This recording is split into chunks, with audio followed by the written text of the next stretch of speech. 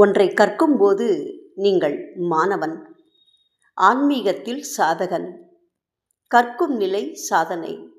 சாதகத்தில் ஈடுபடுபவனுக்கு வழிகாட்டி ஒருவர் தேவை.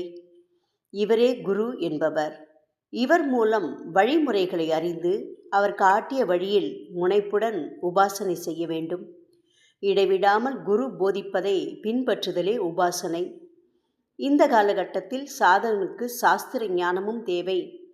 எதையும் நாமே முயன்று கண்டறிய காலதாமதமாகும்.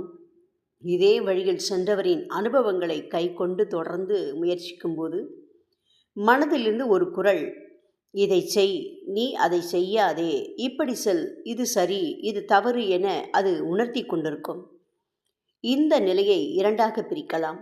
நீங்களாக இது போன்ற கற்பனை செய்வது ஒரு வகை, மனதில் தெய்வ குரு தோன்றி அருள்பாலிப்பது மற்றொரு வகை. தீவிர சாதனைக்கு பிறகே இந்த நிலை வாய்க்கும். அதற்குள் கோபம், பொறாமை, எரிச்சல், விரோதம், துரோகம், துவேஷம் போன்ற மனதில் உள்ள அழுக்குகளை அகற்ற வேண்டும். அதன் பிறகே சத்குருவின் அருள் நமக்கு கிடைக்கும்.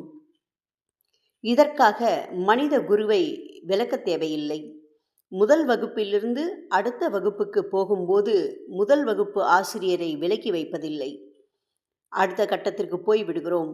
அவரோ அதே இடத்திலிருந்து பிறருக்கு கற்பிக்கின்றார். இவ்வாறே ஆன்மீகத்திலும் நடக்கும். கைவிளக்கின் அவசியம் பகலில் தேவையில்லை.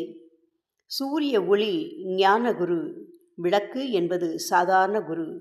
வெளிச்சம் தர கதிர் வந்த பிறகு கைவிளக்கு வேண்டாம். ஓம் சாய்ராம்.